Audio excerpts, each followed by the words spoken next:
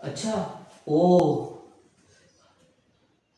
એક મિનિટ, હું ફોનને ચાર્જિંગમાં રાખીને વાત કરું.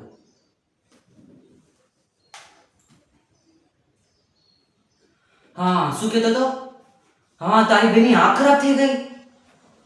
ઓ, ડોક્ટરે શું કહ્યું? વધારે ફોન જોવાના કારણે? વધારે ફોન જોવાથી એવું પણ થાય? ઓ, હા, તો હવે કેવું છે ને? અચ્છા, દાખલ કર્યું છે હોસ્પિટલમાં? હા હા હા, ચોક્કસ મળવા આવીશ. ઓકે. અચ્છા, હા, કંઈ નહીં. બાય.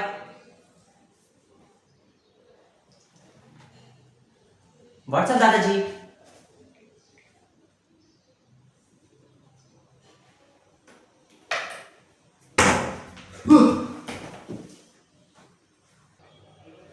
આ શું થયું?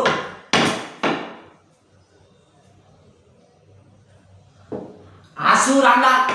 તને કેટલી વાર કહ્યું ફોન ચાર્જિંગમાં રાખીને વાત નહીં કરવાની? ખબર નહીં પડે? આ તારો ફોન છે ને, ભસ્માસુર છે, ભસ્માસુર. આવ તું આવ. દાદા, નહીં નહીં નહીં, એક મિનિટ. પર તમે હમણાં શું કહ્યું? ચશ્માસુર?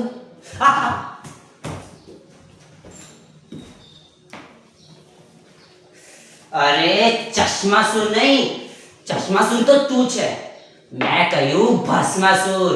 ભસ્માસુર. ભસ્માસુર નથી ખબર?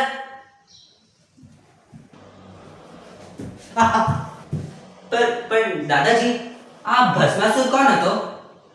કોઈનો યુટ્યુબર છે? લાવ સર્ચ કર. ફોન તો ફાટી ગયો. દાદાજી, તમે જ કહો ને, આ ભસ્માસુર કોણ હતો?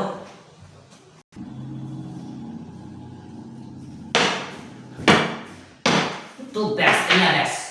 મેં તને કેવું ભસ્માસુર કોણ હતો? એકવાર છે ને, એક રાક્ષસ હતો.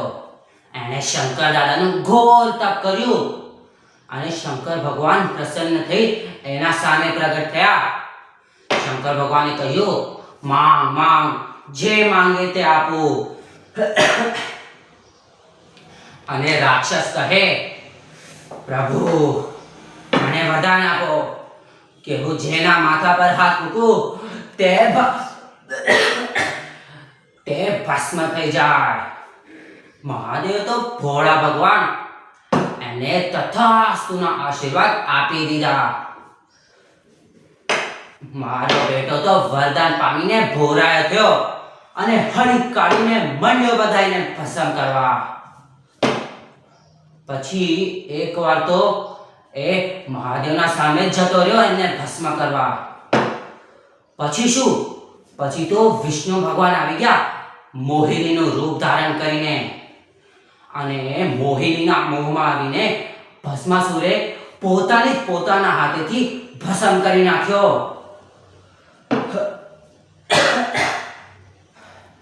બોલ, આ વાર્તાથી તને શું ખબર પડી?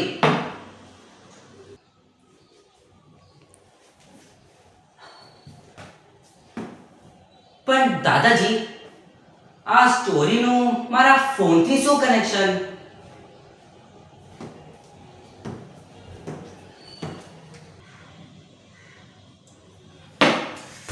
કનેક્શન છે બેટા, કનેક્શન છે.